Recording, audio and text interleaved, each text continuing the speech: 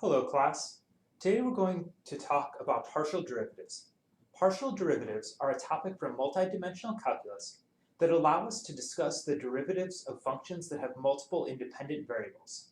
For instance, if you were a weather forecaster and you wanted to talk about changing temperatures across the United States, you couldn't just say that the temperature is going to be going up by 1 degree Celsius tomorrow everywhere in the US. Obviously, we all know that the temperature might go up in some places and down in others. This is because the temperature across our country is a function of time and location, or in other words, it's a function of time, latitude, and longitude.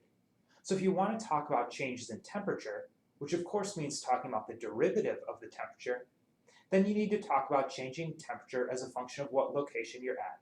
And that basic concept of looking at how something changes if that something is a function of multiple different variables, like for instance time, latitude, and longitude, well, that concept is what we're referring to when we talk about the partial derivative. But before we dive into the partial derivative, let's talk about the spread of infectious diseases. We can talk about this for any generic disease, so let's just pick one at random. How about the coronavirus? All right, let's talk about how viruses spread. The spread of a coronavirus generally relies on either an infected person coming into close enough contact with an uninfected person that that virus can be spread directly through either touching or sneezing or coughing.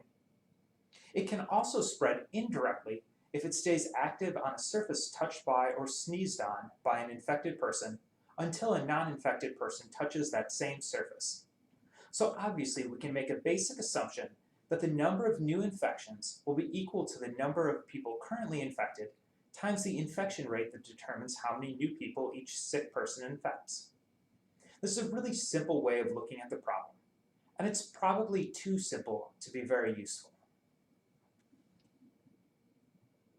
So let's try adding in some more detail. First, we might assume that the infection rate is actually different for people who know they have the disease and people who don't know they have the virus. This is pretty commonly the case. People who don't know they have the virus will often continue about their daily lives, while people who know they have the virus are more likely to stay home or stay under a doctor's care. So let's rewrite the equation, including these additional details. Of course, we can actually relate the number of asymptomatic and symptomatic victims to the total number of cases by defining a new variable, fsimp, that tells us the percentage of cases that are symptomatic. We can then write that the number of people who have the disease but are asymptomatic is equal to the total number of people who have the disease times 1 minus the fraction that are symptomatic. And the number of people who show symptoms is equal to the total number of people who have the virus times the fraction that show symptoms. Now the fraction that shows symptoms is going to be a really important term in determining the spread of the disease. So we need to think about this term. This term will actually depend on a lot of other things. So let's write it as a function. We'll say that it is a function of dA, the duration of time over which a person is typically asymptomatic, and dtot, the total duration that someone usually has the disease, and p-sus, the percentage of people who are actually susceptible to the disease, since of course some people actually never show symptoms, although they can still spread the disease. And finally, gamma, which we'll refer to as the current exponential rate of increase in infections. Gamma is important here because while we're in the exponential growth phase of the disease, we'll have more recently infected asymptomatic people than people who've been infected for long enough to show symptoms. Okay, now we want to know more than the fact that fsimp is a function of these variables. We want to actually know what that function looks like. And we can calculate that using some of the math we've learned earlier in the course.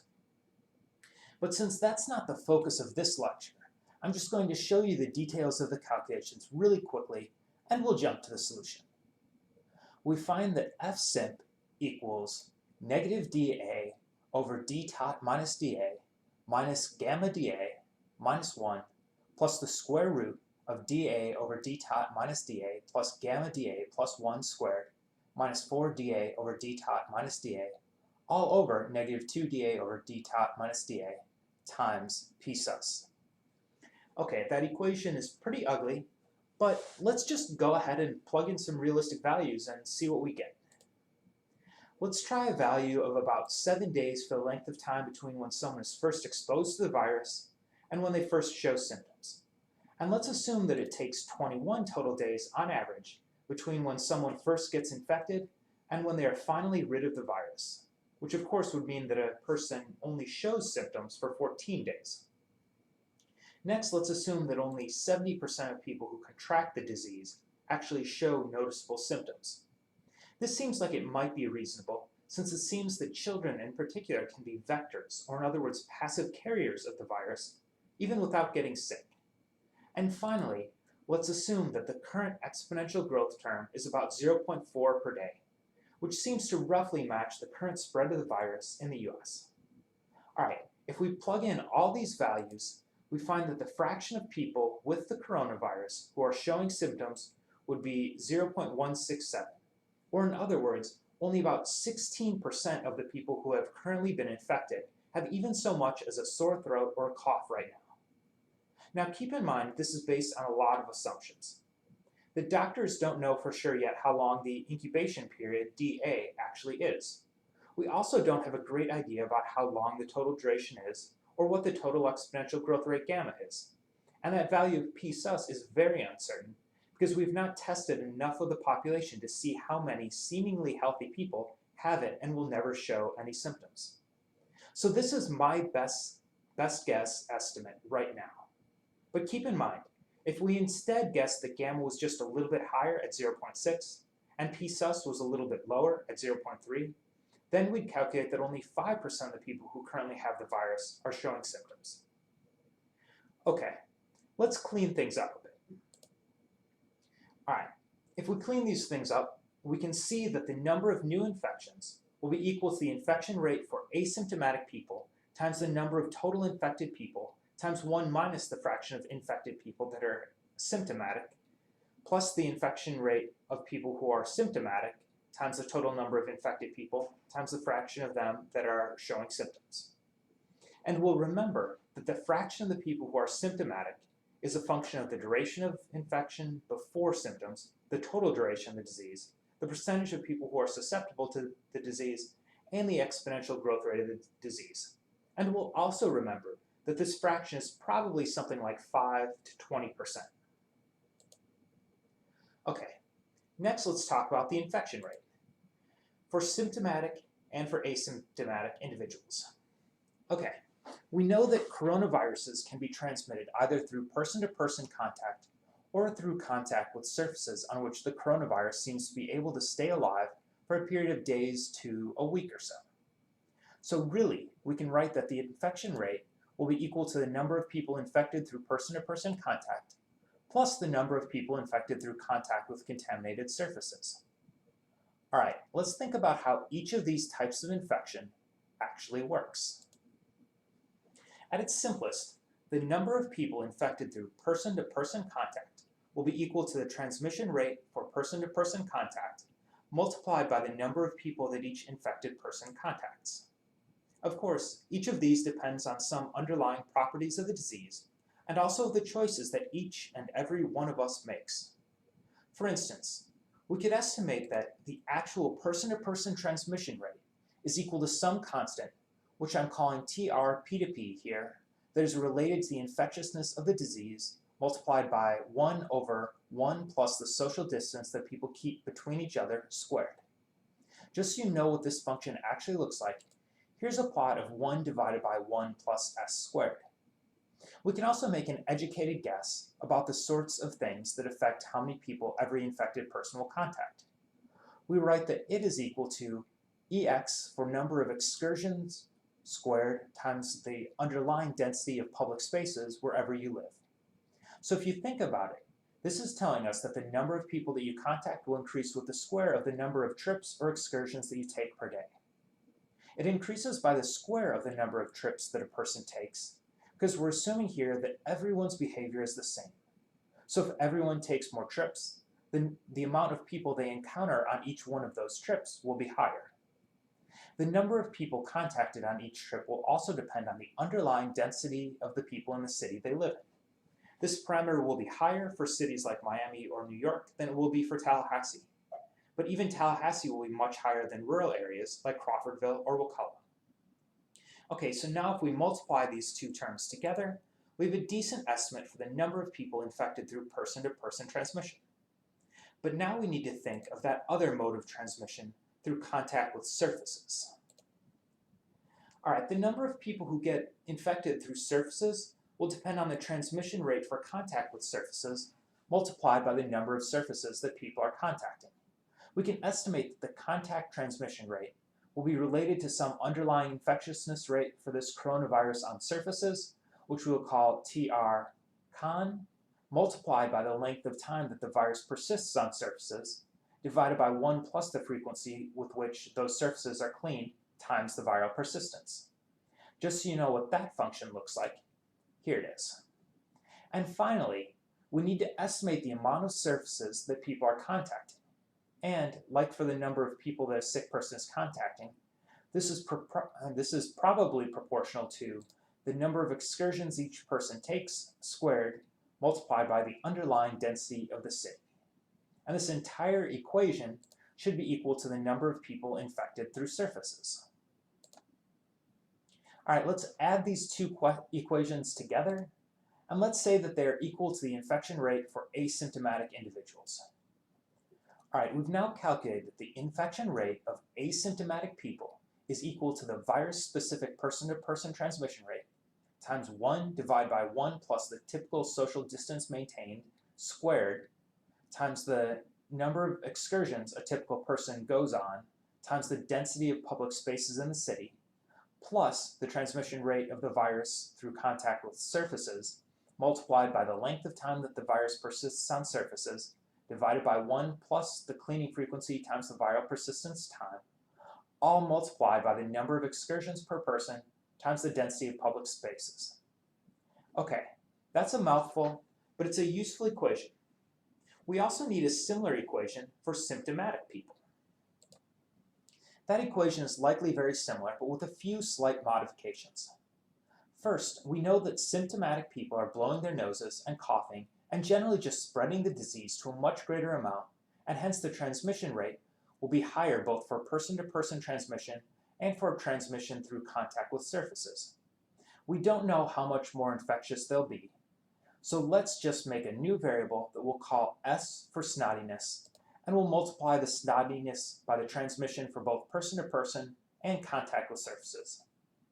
The other thing that will be different for symptomatic people is that they are less likely to go out and infect other people. They are likely to be quarantined, either through self-quarantine or mandatory quarantine.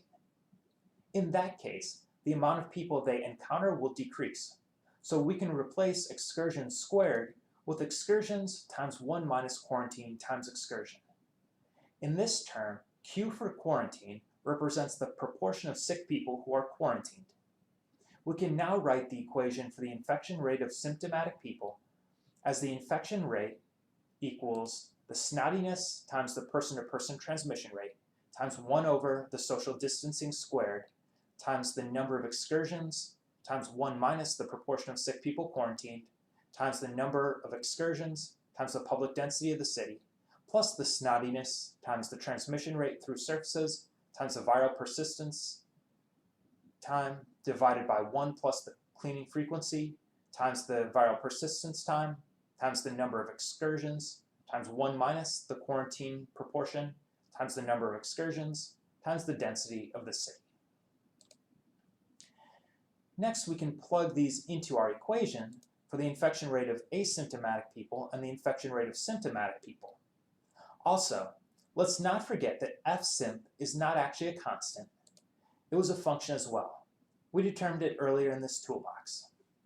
Okay, let me clean things up a bit so we can look at all of these equations. Since we know all of these equations, we can write out one equation that includes all of those things and allows us to compute the number of new infections if we know all of those variables. All right, that's an ugly equation. It's not the ugliest equation I've ever worked with, but it's definitely ugly. But writing it out like this does allow us to realize one important thing. we can write the number of new infections as a function, and that function will be a function of a lot of variables. Now, this is actually quite useful because we have developed a lot of tools for working with functions, and we can now use those tools to investigate the spread of the coronavirus and, crucially, to determine what courses of action we should take to combat its spread. First, let's just go ahead and replace number of new infections with this new function.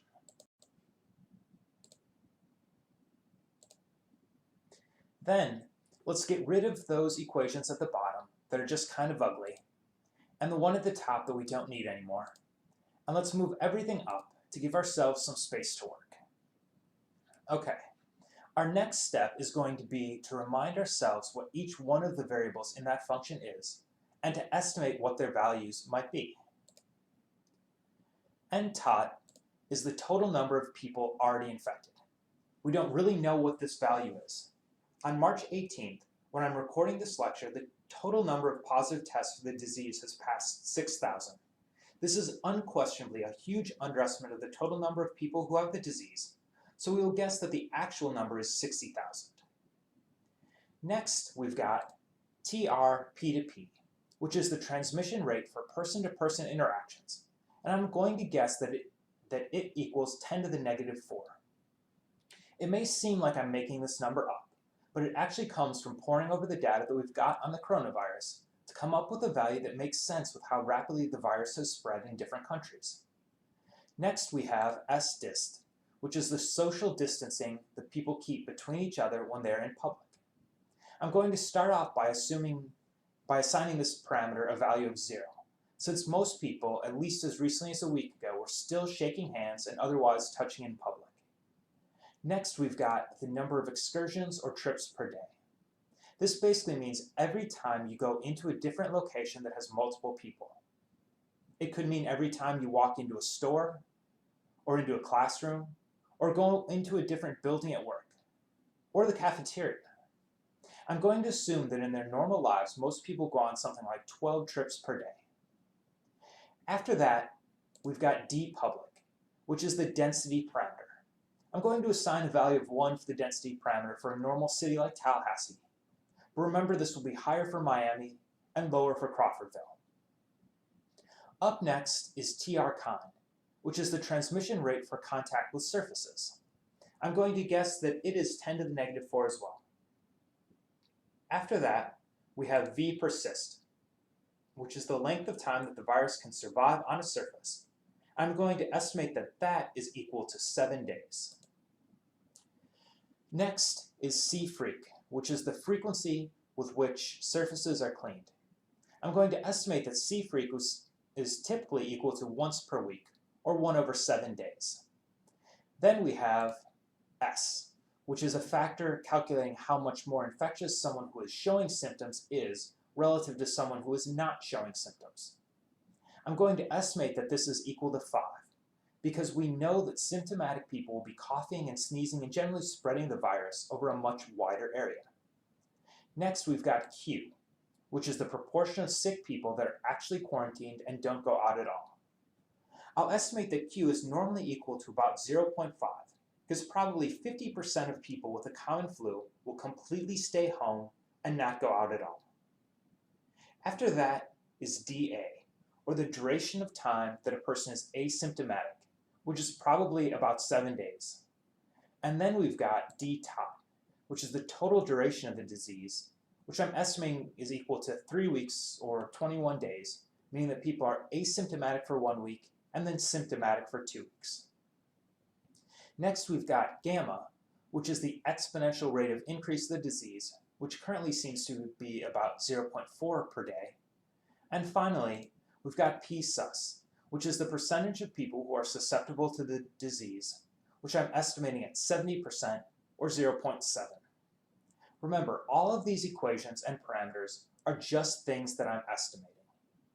Even the medical health researchers at the Center for Disease Control don't know the best numbers to put in here or the most accurate equations to use, so I certainly do not. But these estimates give us a starting point for using some of our mathematical tools to investigate the spread of the disease. Of course, one of the first things we might want to try to do is plug in these equations to figure out how many people are being infected every day.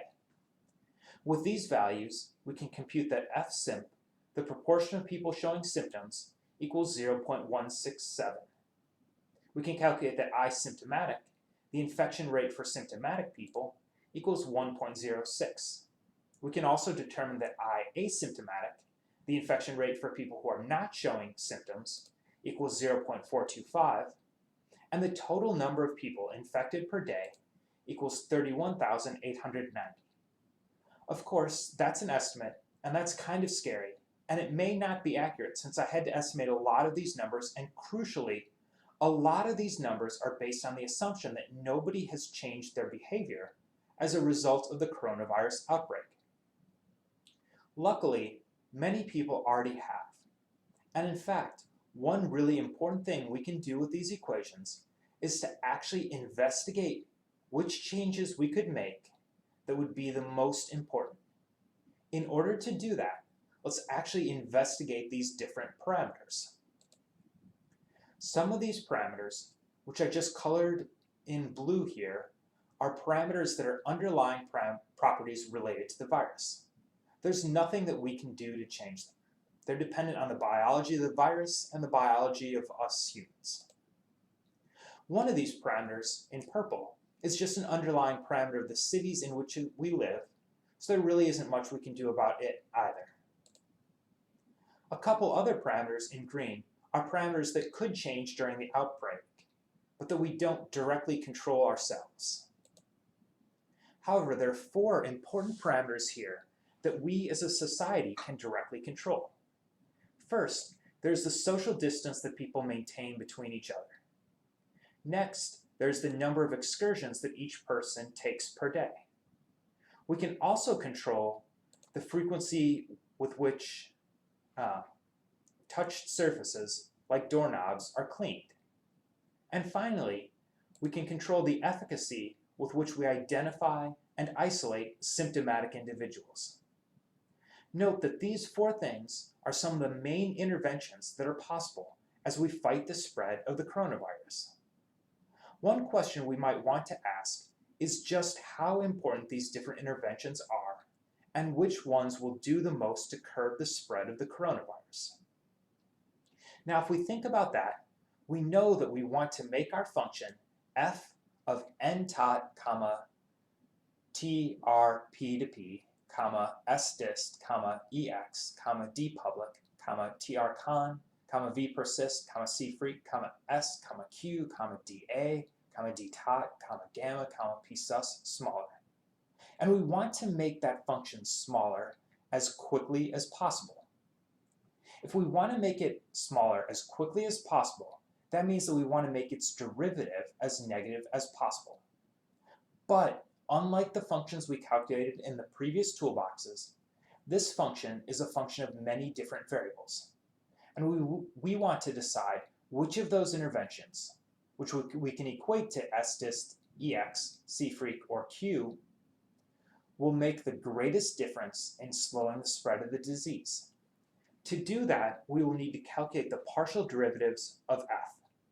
But to compute partial derivatives, we first need to learn what a partial derivative is. All right, let's talk about partial derivatives. We only need the concept of partial derivatives if we're looking at a function of 2 or more variables. For instance, let's say we have a function that is a function of both x and y. In that case, we can define the partial derivatives of f of x, y with respect to x and y in a similar way to the way in which we defined the normal derivative. We'll state that for all points at which the limits exist, the partial derivatives at the point x equals a and y equals b are defined as the partial derivative of f with respect to x at the point x equals a and y equals b is equal to the limit as h approaches 0 of f of a plus h comma b minus f of a comma b all divided by h. The partial derivative of f with respect to x at the point a comma b could also be stated as the rate of change of f with respect to x at the point a comma b. Similarly, the partial derivative of f with respect to y at the point x equals a and y equals b is equal to the limit as h approaches 0 of f of a comma b plus h minus f of a comma b all divided by h. The partial derivative of f with respect to y at the point a comma b could also be stated as the rate of change of f with respect to y at the point a comma b. By allowing a and b to vary, we can also compute the partial derivative functions df dx and df dy, which will vary across the range of x's and y's over which the function is defined. Okay, that's a lot of math speak. Let's also try looking at the partial derivative in another, more intuitive way. Let's think about this graphically, and in a way that hopefully we can all relate to. Let's imagine that we've got a function f of x comma y that describes the elevation of the landscape. In that case, we could think of f as the elevation, x as the east-west distance, and y as the north-south distance. Let's imagine that you are hiking across these hills. You're currently at a location of x equals 5 and y equals 5, and I ask you how fast the elevation is changing while you hike. Well, obviously that's going to depend on which direction you're going. If you're traveling in the east-west direction, your elevation will be increasing gradually while you walk. On the other hand, if you're traveling in the north-south direction, your elevation will be increasing rapidly. Essentially, figuring out how rapidly your elevation is increasing when you walk north is equivalent to determining the partial derivative of f of x comma y with respect to y, because you're keeping x constant but varying y. On the other hand, figuring out how rapidly your elevation is increasing when you walk east is equivalent to determining the partial derivative of f of x comma y with respect to x, because you're keeping y constant but varying x. Obviously, these partial derivatives vary not only based on whether we're traveling north-south or east-west, but also based on where we are in the landscape. So we'll need to learn how to calculate them. That will be our task in the next toolbox, in which we will learn how to compute partial derivatives and then apply our newfound knowledge to study the coronavirus. But for now, please make sure to take the quiz online.